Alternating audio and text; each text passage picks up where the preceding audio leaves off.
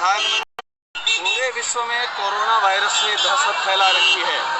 प्रधानमंत्री नरेंद्र मोदी कहते हैं कि कोरोना वायरस से हमें लड़ना है, हमें जागरूकता फैलानी है।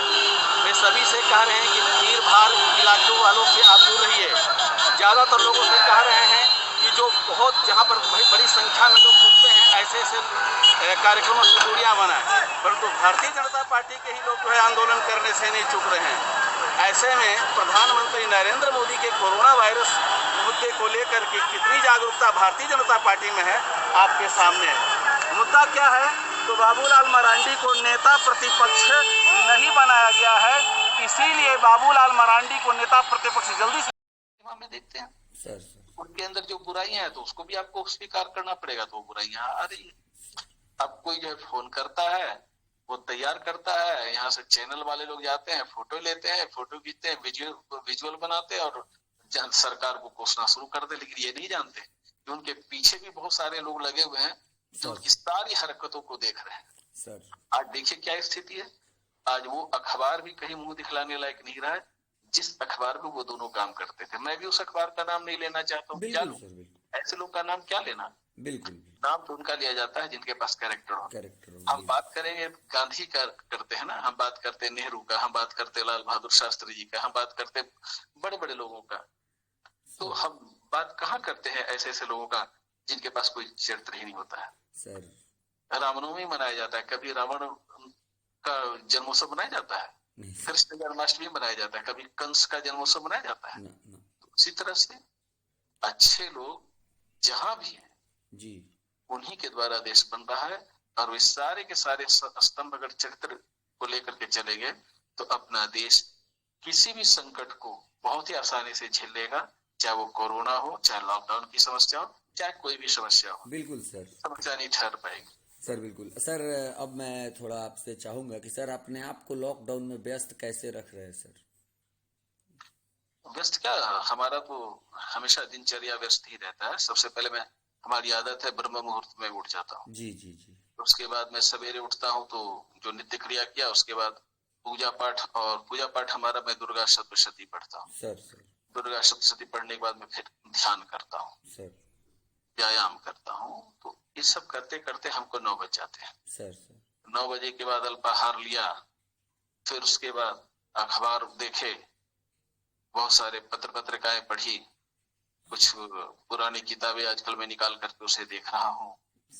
उसके बाद समय बीतता है। उसके बाद में बहुत सारी जो है हमारे मन के अंदर जो बहुत सारी चीजें चल रही होती है उसे मैं अपने लैपटॉप के सहारे जो उतारने की कोशिश करता हूँ। इसमें समय बीतता है, देखते देखते शाम तक भी हो जाती है सर। फिर हमारा काम इसी तरह से चलता रहता है। हमको ऐसा कोई नहीं लगता है कि कैसे ये समय बीतेगा। बिल्कुल बिल्कुल सर। आप अपना हमारा समय बहुत आराम से चलता है सर, कहीं कोई दिक्कत नहीं है, चेहरे पर प्रसन्नता भी रहती है सर। कोई तनाव नहीं, कोई डिप्रेशन नहीं सर। बिल्कुल बिल्कुल, क्योंकि हमें कोरोना नहीं हरा सकता। बिल्कुल सर, आपको मैं जानता हूँ। और सर मैं अब आपसे चलते चलते मैं आपका बहुत समय लिया सर। मैं यह जो शो किया हूँ सर, 31 एपिसोड टेलीकास्ट हो, यह आपको कितना सार्थक प्रयास मेरा लग रहा है सर इस लॉकडाउन में? नहीं, प्रत्येक व्यक्ति को कुछ न कुछ रचनात्मक कार्य करना चाहिए सर। अगर वो बैठा है तो वो अहित कर रहा है, अपने देश का अहित कर रहा है, वो अपने परिवार का अहित कर रहा है। बैठिए मत, कुछ न कुछ करते रहिए सर। रचनात्मक करिए, विध्वंसात्मक मत करिए सर। रचनात्मक मतलब जो भी अगर आपकी सोच है, पॉजिटिविटी को बाहर निकालिए सर। फिर समाज बनता है, जिससे परिवार बनता है, जिससे देश बनता है, वो काम करिए सर। अब जैसे कुछ लोग बोलते हैं कि कोरोना से देश बहुत पीछे निकल जाएगा, देश से पीछे हो जाएगा, लेकिन मैं कहता हूँ नहीं, कोरोना से देश आगे बढ़ेगा सर। भारत का पुनर्जागरण पहला पॉइंट ये, अब सारे देशवासियों को पता चल चुका है कि हमारी जो प्रॉब्लम है, हमारी जो समस्या है, या कहीं से बाहर से भी अगर समस्या है तो उसे झेलना हमको है।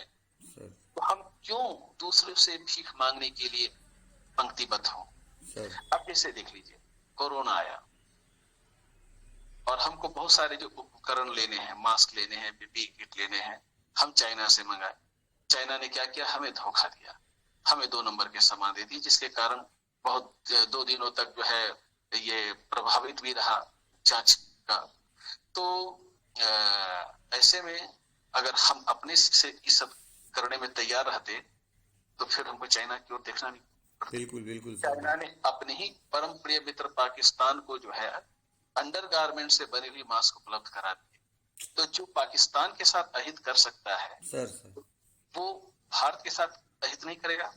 और इसके बावजूद भी अगर हम भारतीय चाइनीज सामान लेने के लिए लाइन लगाते हैं और खरीदते हैं तो इससे बड़ा दुर्भाग्य और क्या होगा। क्या हम दिवाली के दिन गणेश और लक्ष्मी की मूर्ति चाइना से खरीदेंगे?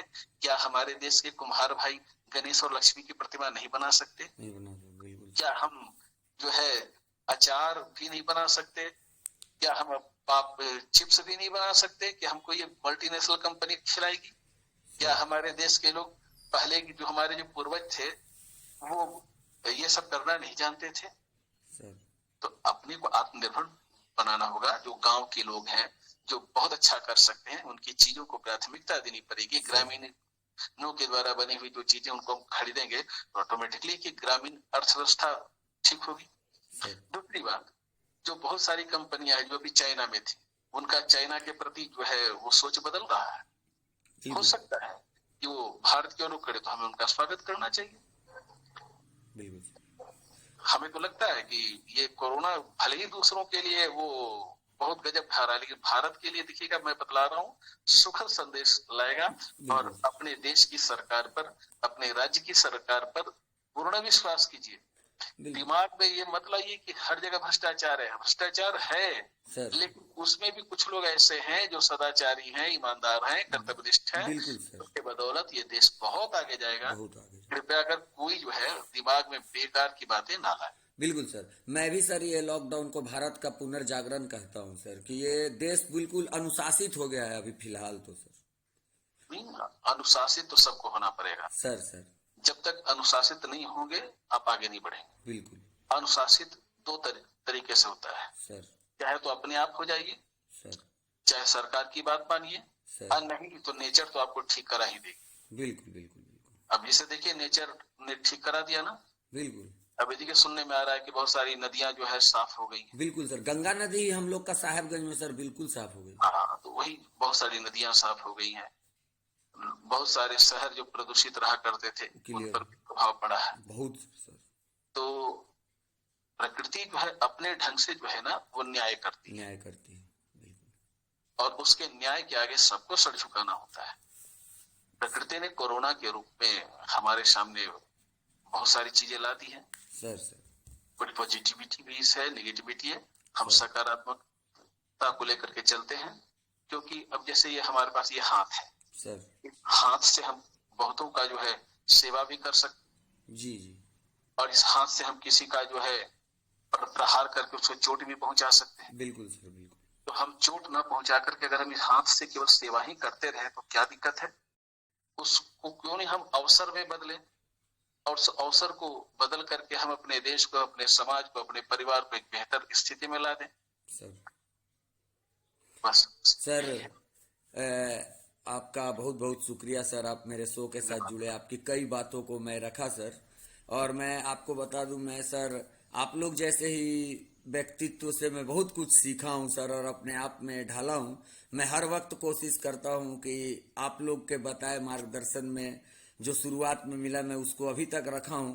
थोड़ा परेशानी भी आता है सर, लेकिन मैं डगमगाता नहीं हूं और अपने मंजिल की ओर कोशिश करता हूं, बढ़ता जाऊं। बहुत बहुत शुक्रिया सर मेरे लिए समय निकाले। प्रणाम करते हैं आपको।